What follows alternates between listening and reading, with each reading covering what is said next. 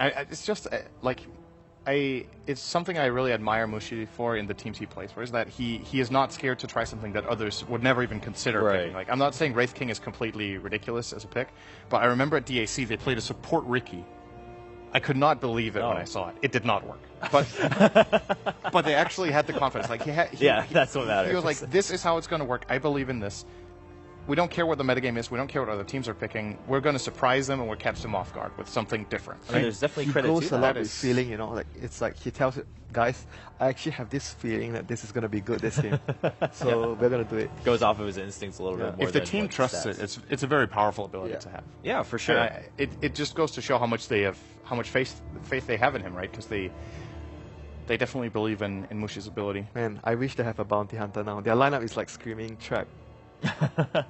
You track and you just trade kills and you run around. You chase with TA and the snowball and the sigil. They have a lot of like fighting and small fights and chasing power.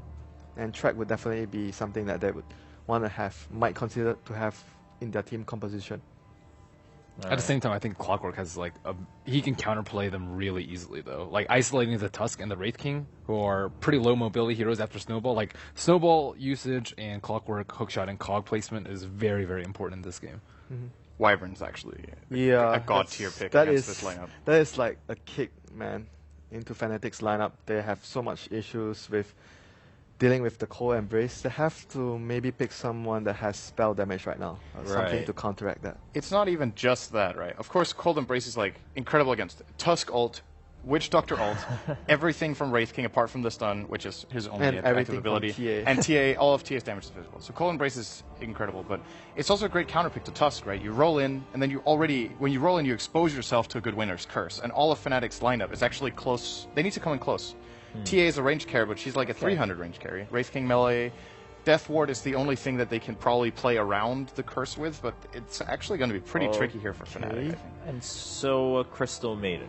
This is quite unexpected. I mean, if we were to try to find the reason. They might actually want to go aggro try with this line. Like, if they don't do aggro try and they just do defensive lanes, it kind of feels that they are going to lose out a lot from the laning phase. Aggro tri-laning into Gyro is always scary, though. That is risky, And it's Lina and Wyvern, so both the supports have very long range, a lot of harass, so yeah, it's probably a bad idea. It's probably a bad idea, that is not an easy tri-lane to go into. I mean, hey, but obviously we just talked about, Fnatic, or Mushi rather, obviously being known for, hey, going with his instincts, going with his guts. So even if it's a bad idea, Riki support sounds like a bad idea. It didn't work, but went with it, and he has that faith. Teammates have that faith. So maybe we'll see it work this time. Maybe we'll be proven wrong. That's something to always look forward to when we see Mushi playing with his teammates. On the other side, IG looking like they're feeling pretty confident again with their draft, going off of that win in Game 1. So we will be jumping right into Game 2 between IG and Fnatic. Luo so quick to the top. They are really wanting to win this Vision game against Fnatic. And we should welcome everyone in from the main live stream. So greetings to all as we go into game number 2. Invictus Gaming up against Fnatic. I am Toby1, joined by Wago. We will be your casters for this game. Greetings and salutations, Dota lovers. Rest in peace, AC. Shout out to he's fine. He's fine. He's really happy. He's in a comfortable position of life. Yeah. So, as you said, the TP out to drop these wards, very nice by IG. So they have perfect information of the lanes already, whereas Fnatic still kind of just looking around, trying to find any information. They haven't seen anyone top. They did not see the gyrocopter bottom, even though they just barely. I like how deep they put that top ward too. Yeah. Like if you're running up late, maybe you're going to ward a little bit further down. But actually having that ward up on the high side and to the right, you see deeper into the jungle, and you just have some good fun that way. Yeah. You see the ganks before they really arrive, and you probably maybe get a glimpse of the CM's levels. Yeah, it's a very nice ward. I like it a lot. Can't believe CM no Arcana. She actually doesn't. Well, at least we don't have to see that annoying puppy from running around. I don't like the creatures, Toby.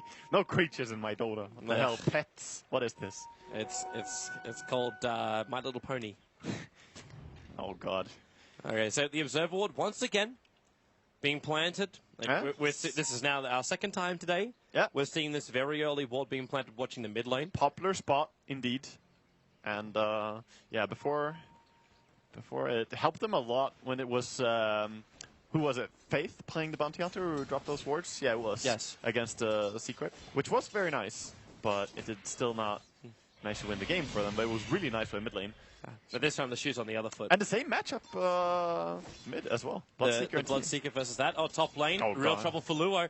KOXY looks like he started off with his son and Johnny, also with a paralyzing cask, and they're just pushing him out as far back as they possibly can. There's no one else coming apart from, well, actually, yeah, there is. It's Chuan up the lane, throws the sentry ward, but there's no obs there. There's nothing there. Gonna miss it. And meanwhile, just trying to focus, you know me, priorities. I'm looking at mid lane mostly for the laning. Mushi playing a very nice TA here, just harassing Ferrari a lot with the side blades. He definitely did a good job so far, as Bloodseeker struggling a little bit. Yeah, just a little bit, but as long as he can still find the last hits, like the regeneration battle between Mushi, like Mushi relies more heavily on his bottle, which he doesn't have because he went for the early Wraith Band. Yeah. But Ferrari, like, you got the 2 points up in the Thirst. He's having a very, very fun time here in the mid. It can get very scary when people go low HP on the other lanes. In Ohio, on bottom lane, like that really position. Yeah, exactly. He's actually salving earlier than he might have done previously, just because of the advantage to Ferrari. Oh yeah, I mean that's definitely a thing you call out when you're playing a game like this and you notice that the Bloodseeker is just going ham. You're like, guys, what are you doing? Please just salve up, stay high on HP, and do not run around with like 200 HP. Because it's going to win the Bloodseeker's lane when you do that. Where's Kerchik headed? Initially, it looked like he was going to try and contest for the 2-minute rune on top. In the end, it's going to be in favor of Chuan, the DD. But he's wasting a lot of time where he could be stacking / farming the Dire jungle. Yeah, actually. He could have been farming a little bit more. I like, when you're running a jungle CM like this, what I like to do is to try one smoke gang and just make sure that that one works, and all the other time just farm as effectively and efficiently as possible. Because else, if you're kind of thinking about ganging every now and then, you find yourself not farming very quickly in the jungle at all. This is from watching a lot of Poppy games and Aka games as well, jungle CM. Yeah. I give massive props to KYXY.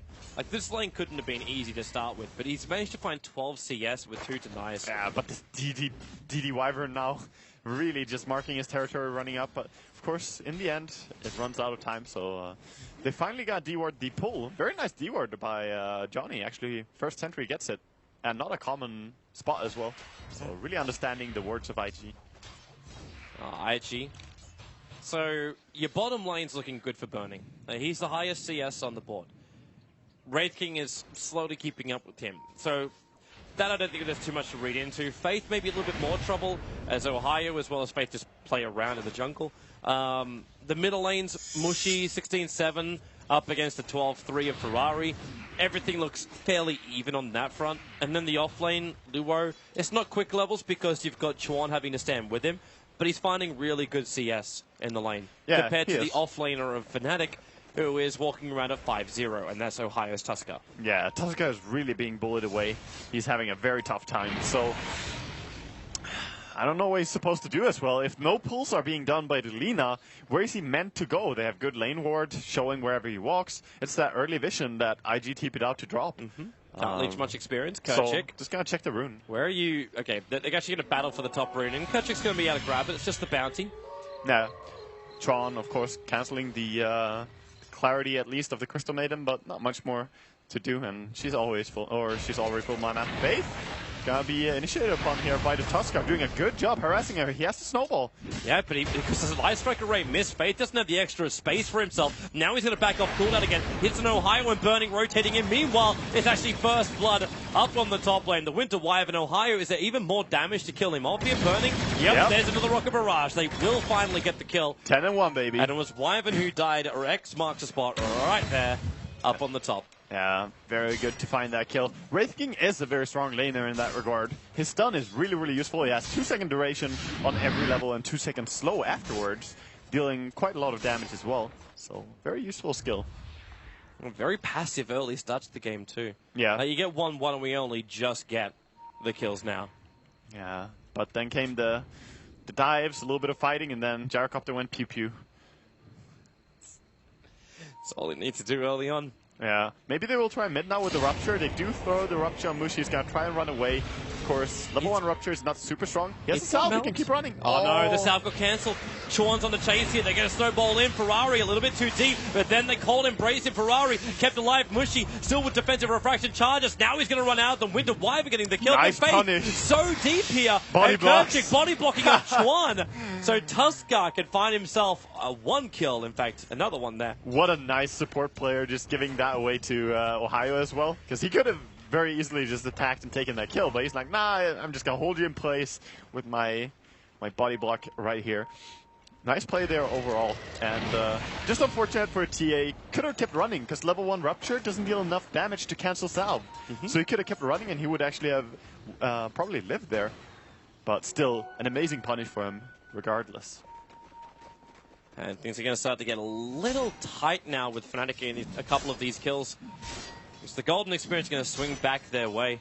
Yeah. And Ferraris could be careful in mid. The Observers and Sentries, the supports being involved in kills, they're finding more and more farm, which means more and more vision and support Attempt items. on top lane again. They have another crack. It's the Sun on Luo, Paralyzing Cask and Malediction. Luo's dead. Battery Assault and Stick Charge want to keep him alive, but he can bring KYXY with him. He's trying to cut out the cogs, and the support TP in is actually going to give Burning the level. So, okay, there's your ulti from Burning, slowing down KYXY. They've got a little bit more slow because of Chuan. Johnny trying to help out with the Paralyzing Cask, bouncing over to Chuan. He's actually dodging the creep wave. And KYXY keeping him up. Where's the slow? Where's the splitter? There it is. KYXY slowed down Chuan. The TP out by KYXY will be successful, but Ferrari, you can't even chase after Johnny. They TP'd up and they couldn't find any collateral. Yeah, that's very nice for Fnatic, managing to get out of there. They could maybe have had an idea to turn there, but very smart to keep running as Bloodseeker was TPing out. I did not see that. So, very well done, and Fnatic get away. And of course, that's wasted time for Ferrari. Meanwhile, Mushi is just pushing the mid tower. And Ohio even is finding space on bottom.